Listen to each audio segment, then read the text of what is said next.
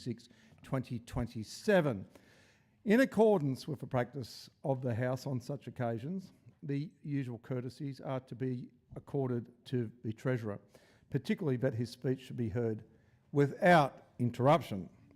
I welcome to the gallery family members of the Treasurer, and I'm sure many members here would know some of these members, but I wish to acknowledge the Treasurer's partner, Tamsin Lloyd, also Neela Mookie, Treasurer's mother, Sheena Mookie, his sister, Ari Mookie, and Emmett Mookie, the Treasurer's sons.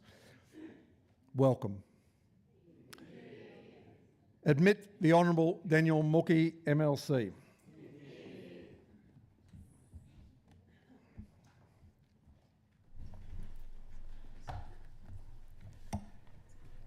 I am on the land of the Gadigal, so I offer my respect to the Gadigal's elders, past and present. Speaker, the budget I present to you here in the People's House is a budget driven by our people's concerns. The concerns of our families who today pay more for their mortgages, more for their groceries, more for their fuel, and more every time a bill arrives. The cares of our workers and businesses who have seen a war on the other side of the world push up the price of oil, and the price of oil push up the price of nearly everything else. They are the people who this budget is for. And they are the people who this budget is about. People who have been told by some that during this time of great global uncertainty, they are fated to be mere bystanders to great global events. That when the world turns rough, the best they can do is turn their backs, wait, and hope for the latest economic storm to pass. But Speaker, you know, I know, we know, that New South Wales did not become the premier state by being a state of bystanders. We do not inherit our fate. We choose it. And today, the fate we choose is to go on building the best state for working families. The state where those who work for a living earn a living. The state whose businesses are built to compete with the best in the world, whose universities educate the brightest minds on the planet, where generations of migrants who arrive with little more than courage, grit and determination can build extraordinary lives for themselves, their families and our country. Yeah. Above all, today we choose to continue building a state working Australians can afford. That simple premise is our government's central purpose. It drives this budget's strategy. Relief for today, reform for tomorrow, and discipline always, with help to begin at the Bowser. Speaker, many families are feeling the shock of the global oil crisis most sharply at the petrol pump. Our people have been paying an average of $1.91 a litre this year. More in the regions, more again for diesel. Much higher than before the conflict in the Middle East drove oil prices sky high. It's true that the price of oil is set far from this place, but the price to register a vehicle is decided right here. We set the price. We can cut the price. We will cut the price. Yeah. So from July 21, this Labor government is cutting vehicle registration by $100 for every private car and $80 for every private motorcycle for the next 12 months. Yeah. Relief worth $435 million. Help for more than 4.4 million motorists. And that's just the start. For the 4.2 million people catching a train, a bus or a ferry each month, we are freezing your fares. Yeah. For the next 12 months, you will not pay a cent more for public transport than you do for today. Not on trains, not on buses, not on ferries. Other prices might rise, ours will hold. That's a choice too. There is another choice this government is making. It concerns the cost of using Sydney's toll roads. For years, Sydney-siders were told that if they wanted new motorways, they had to accept privately owned toll roads. That was a trade-off. The previous government signed the contracts, private operators collected the tolls, and motorists paid the price. That's how Sydney became the most tolled city in the world. This government, the Minns Labor government, has always said no to that bargain. So in our first budget, we introduced a $60 weekly toll cap. Last year, we made that cap permanent. Yeah. This year, we choose to go further. From July 6, for the next 12 months, we cut the weekly toll cap from $60 to $50. Yeah. More help for more people, and the greatest help for those who have no choice but to travel the most. Yeah. There is more. One of the biggest rip-offs on our roads is the administration fee attached to toll notices. In some cases, those fees are double the toll itself. From July, they are gone. Yay. Abolished, saving motorists $10 a notice, stopping a rip-off which cost motorists $60 million last year. The toll contracts the Liberals and Nationals signed were built to outlast every government that dared to touch them. We are touching them anyway. Yeah. We cap the tolls, we abolish the fees, and we vow to continue our fight for a fairer deal for Sydney motorists. Yeah. Speaker, $100 off your rego. Opal fares frozen for the year. Tolls capped at $50 a week. The end of the admin fee farce. That is the immediate relief we offer today. This is how we attack the cost of living crisis from every angle. This is how we help keep New South Wales affordable for working families. This is what choosing our own fate looks like. This is our answer to those saying state governments cannot help during a cost of living crisis, and our argument against those who say we shouldn't even try. Relief matters for today, but reform matters for tomorrow. And the reform that matters most to delivering world-class healthcare, education, public transport and public safety is having a world-class workforce to deliver them. Because no service is better than the people who provide it. So let there be no doubt, this Labor government does not see our paramedics, police officers, teachers and nurses as costs to be capped. We see them as skilled professionals delivering essential services. And we believe they are worth investing in. We reject the false choice that says paying decent wages to essential workers must result in bad budgets for taxpayers. That's why we've invested in our essential workers in every budget of this government. And today, our essential services are stronger for it. Let no one forget that just a few years ago, principals were forced to merge classes and cancel lessons because there was not enough teachers to stand in front of their students. Today, more than 25,000 additional teachers and support staff hold permanent positions in New South Wales schools. Hundreds of thousands of students now have the teachers they need to help them read, write, count and learn. Let no one forget that just a few years ago, New South Wales Ambulance was struggling to keep pace with rising demand. Today, there are 986 more paramedics serving the people of New South Wales. First responders there when people need them most. And let no one forget that over the past 3 years, New South Wales has employed 6,556 additional nurses. We did not cut the workforce. We expanded it. And we are delivering nurses their largest pay rise in more than 2 decades. A $2.9 billion investment. Every dollar justified, every dollar deserved, every dollar making a difference. Speaker, this simple principle, People looking after people drives the largest new social investment in this budget.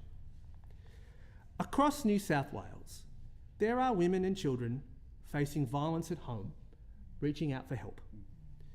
But you know, I know, we know, services are full, wait lists are long, and workers have no time left to give. In any given fortnight, more than a third of services must turn away someone asking for help. We can do better than that, and we must do better than that. So today, I announce that this government will increase core funding for frontline domestic and family violence programs by 50% over the next 4 years. Yeah. The biggest increase ever. A $184.1 million investment that will strengthen more than 90 specialist services across New South Wales. An investment in the 3,300 workers who staff them. And an investment in the more than 80,000 women and children who rely on them every year.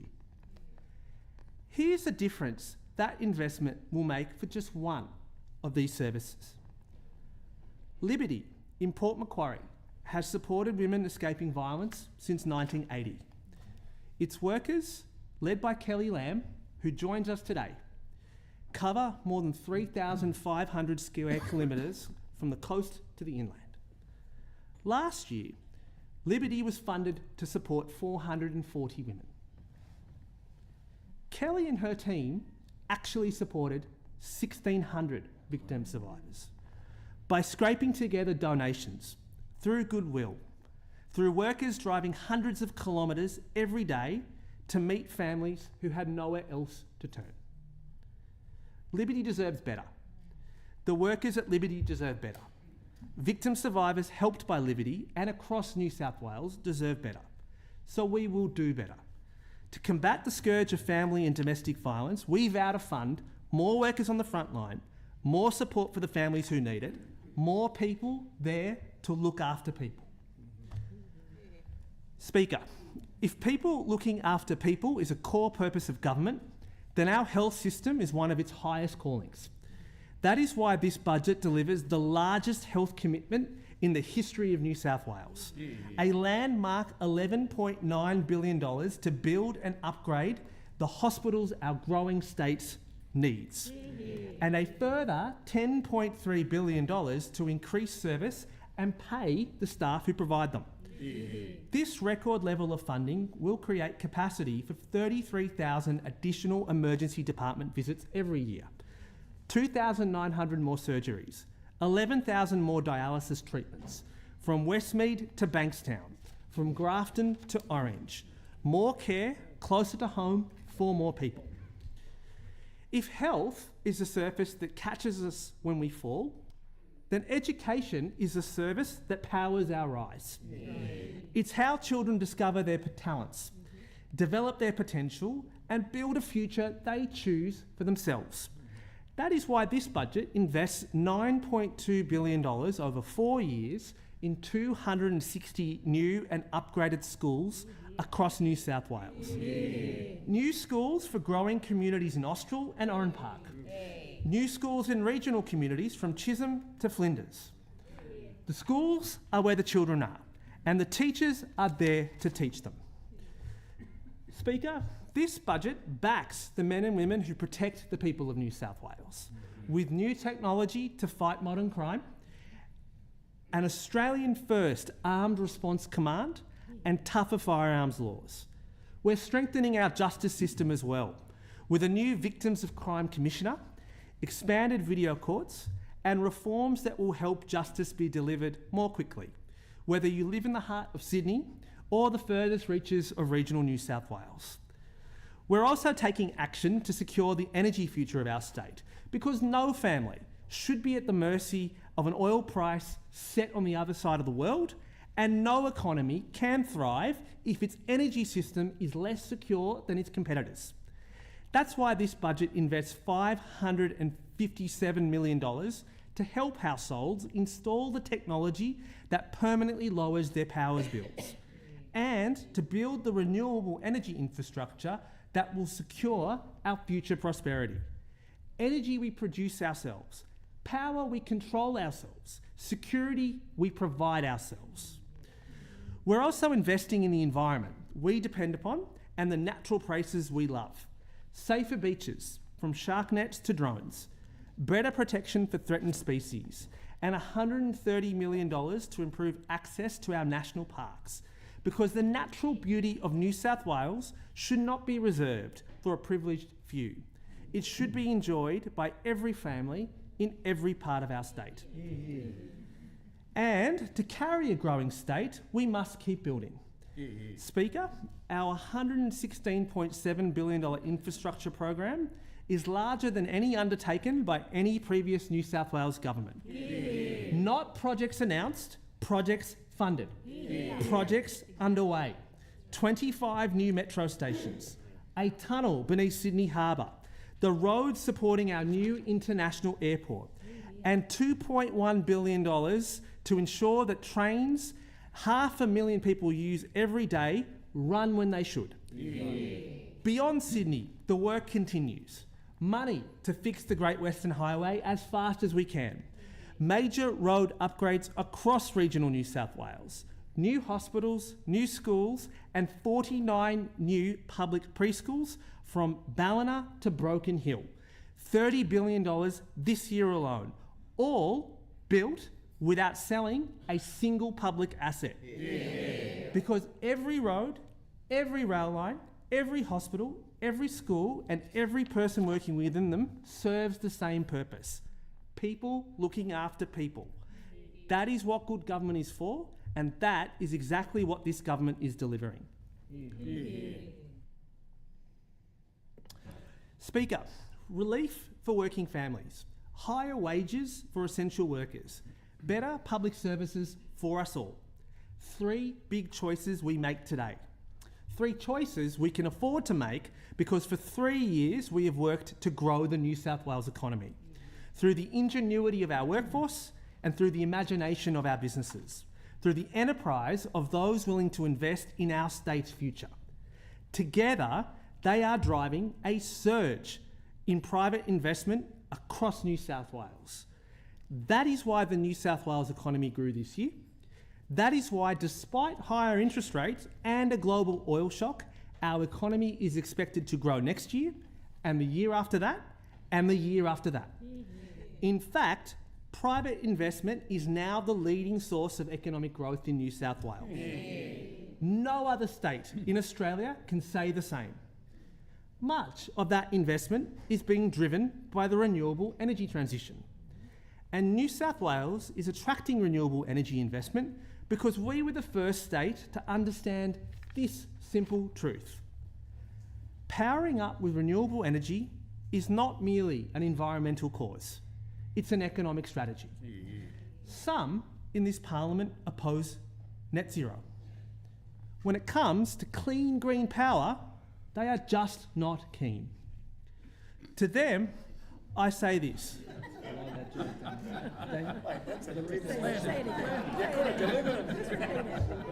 To them, I say this. To campaign against renewable energy is to campaign against investment. It's to campaign against jobs. It's to campaign against growth. And it's to campaign for a recession. Speaker, a robust economy, a resilient economy, a growing economy. That means more jobs for our people, more opportunities for our businesses, and more prosperity for our state. But a stronger economy does more than create jobs and opportunity. It also strengthens the state's finances. It protects our pathway back to surplus, even when interest rates rise, even when a global oil shock erupts. So despite the headwinds we have encountered and the pressures we have endured, New South Wales remains on track to deliver a surplus of $1.1 billion in 27-28. A remarkable turnaround from the state's largest ever budget deficit, the $15.3 billion deficit recorded in 21-22. A recovery achieved despite collecting $5 billion less in stamp duty, despite collecting $3 billion less in land tax, and despite the Commonwealth Grants Commission robbing New South Wales of $12.6 billion 2 years ago. As for this financial year, I can report the budget result is $400 million better than our forecast last June. Yeah. These improvements are not an accident. They are the product of discipline. Expenses are no longer growing at 6.5% like they did under those opposite. Instead, nominal expenses are expected to grow by an average of 2.7% across the forward estimates. That is substantially below the long-run New South Wales average. They are the result of difficult reforms, replacing a busted police death and disability insurance scheme, fixing a broken workers' compensation system, reducing the number of senior executives across the public service, and removing $13 billion from the state's cost base through the Finance Minister's Comprehensive Expenditure Review begun in 2023. Speaker, we've also brought the state's debt under control. When our predecessors left office, their plans had gross debt hitting $188.2 billion by June 30, 2026. In 7 days, we will reach that debt. In 7 days, we will reach that date, but not that debt. Yeah.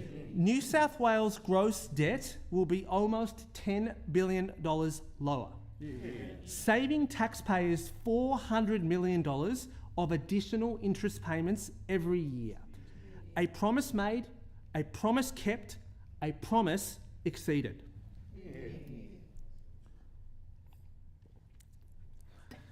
Speaker, when you hear me talk about debt management, expense growth and budget discipline, even you could be forgiven for thinking these are the most prized objectives of the government.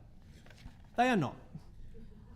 I know that no small business owner gets out of bed inspired by a reduction in New South Wales spending growth. I am certain that no child dreams of growing up in a state with a lower debt to revenue ratio. And I'm sure that no family, other than mine, gathers around the dinner table to celebrate a stronger balance sheet. But these things matter. They matter because of what they make possible. They give us the power to determine our destiny, to choose our state's future. And in 9 months' time, the people of New South Wales will make a choice of their own.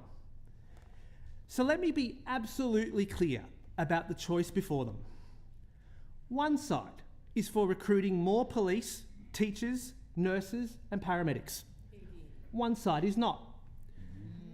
One side is for paying these essential workers decent wages. Yeah. One side is not. One side is for creating thousands of jobs and growing the economy by reaching net zero. One side is not. One side is for keeping Sydney water and essential energy in public hands. One side is not. One side is for building schools, hospitals, roads and railways without selling public assets. Yeah. One side is not. One side is for public ownership of the Northern Beaches Hospital. Yeah. One side was not. That's right. But above all, one side knows what it stands for. The other side does not. Yeah. On this side, we know that New South Wales succeeds when its people succeed. We know that government's role is not to replace the efforts of our citizens, it's to empower them, to build the roads, railways and energy systems that allow them to flourish, to educate the next generation, to uphold the rule of law, to protect those leaving violence, to care for people's health, and to create the conditions in which enterprise, investment and hard work can thrive.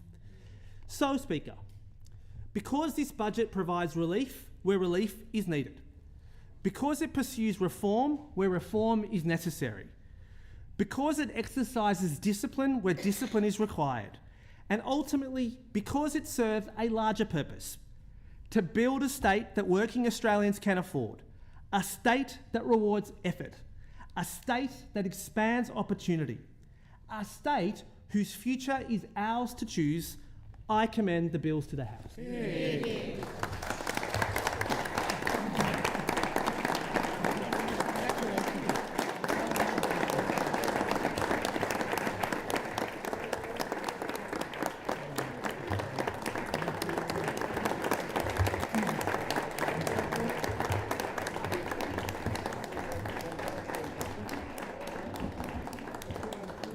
Thank you, members. I call